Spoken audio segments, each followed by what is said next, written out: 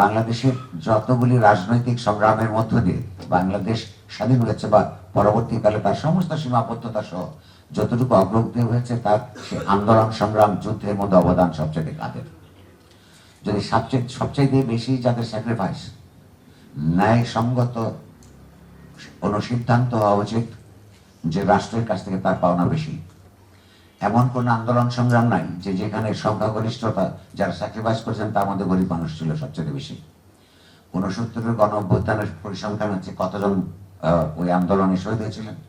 52 সালেরটা আছে, 71 সালেরটা আছে।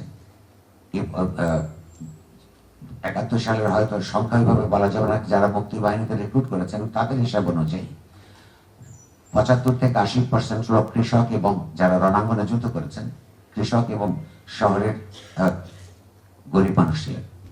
আপনি লক্ষ্য করুন, মানে ছাত্র নেতৃত্ব কিংবা সমাজের অপরাপর যাবতীয় এই জাতীয় গোষ্ঠীভুক্ত সকলের অবদানকে সামান্যতম ছোট না করে আমি বলতে পারি যে এই সময় যারা মৃত্যুবরণ করেছেন আন্দোলনের মধ্যে সবচেয়ে বেশি আত্মদান করেছেন, জীবনের চাইতে বেশি আত্মদান তার করা যায় না, তার মধ্যেও গরিব মানুষের সংখ্যা বেশি। ফলে আমরা যখনই ঐক্যের কথা বলি কিংবা সমাজ এবং রাষ্ট্রের গণতান্ত্রিক পুনর্নির্মাণের কথা বলি, একটা ন্যায়পরায়ণ সমাজ এবং সভ্যতা ও শাসন ব্যবস্থা প্রতিষ্ঠার কথা বলি, কোনো অবস্থাতেই যাদের সবচেয়ে বেশি অবদান তাদেরকে সবচেয়ে বেশি শেয়ার না দিয়ে কোনো আলোচনা শুরু হতে পারে না।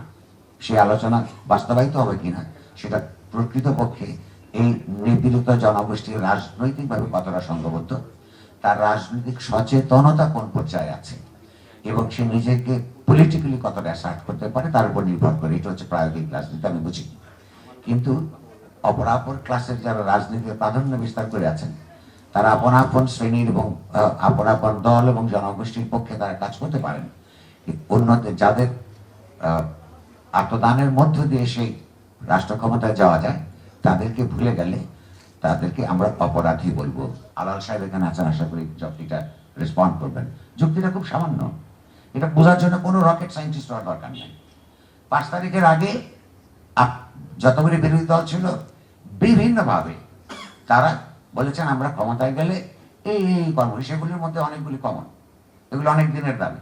এখন যারা করছেন সেগুলো আছে, যেমন তারা 4 বছরের কর্মসূচি, প্রাইম মিনিস্টার এবং প্রেসিডেন্টের মধ্যে তার ক্ষমতার ভারসাম্য, দ্বিকক্ষ বিশিষ্ট পার্লামেন্ট, তারপরে সেপারেশন অফ জুডিশিয়ারি ইত্যাদি। এগুলো কিন্তু তারা 5 আগস্টের আগে তারা প্রতিজ্ঞা করেছে। তার এগুলি তো তাহলে করবেনি। প্লাস তারপরে যে এই রক্তাক্ত আন্দোলন, এত রক্তাক্ত হয়, আপনি কি ওখানে থেমে থাকবেন? কি ন্যায়সঙ্গত হবে? এই প্লাস আত্মদানের অংশটা আমরা দাবি করি। আমাদের রাজনৈতিক দলগুলির বিরুদ্ধে তো আমাদের আসলে অনেক সমালোচনা আছে, রাজনীতিগুলো জানেন। তার অ্যাকাউন্টেবিলিটি আমরা কিভাবে তৈরি করবো? অ্যাকাউন্টেবিলিটি তৈরি করা ছাড়া তো গণতন্ত্র হতে পারে না। আচ্ছা, না ভোটের বিধানটা যুক্ত করা উচিত এই সংস্কার প্রক্রিয়ায়। কেন? আমার আলাল ভাইকে পছন্দ হয়, তার পার্টি পছন্দ হয় না, কিন্তু তার পার্টি পছন্দ হলে আমার আলাল ভাইকে পছন্দ হলো না, আমি কি করবো? এবং এই যে পছন্দ না হওয়া, তার তো কোনো খামাকা কারণ না, নিশ্চয়ই কিছু কারণ থাকে।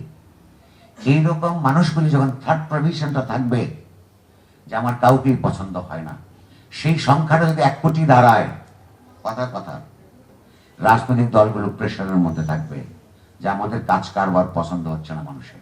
দে হ্যাভ টু বিলিভ। এটা অত্যন্ত গুরুত্বপূর্ণ। অফ অল দি পিপল, এর সময় এই 111-এর সময় তারা এটা করেছিল। সকল গণতান্ত্রিক সরকার আইসা এটা বন্ধ করে দিচ্ছে। আমি এটা মনে করি নতুন করে দেওয়া দরকার।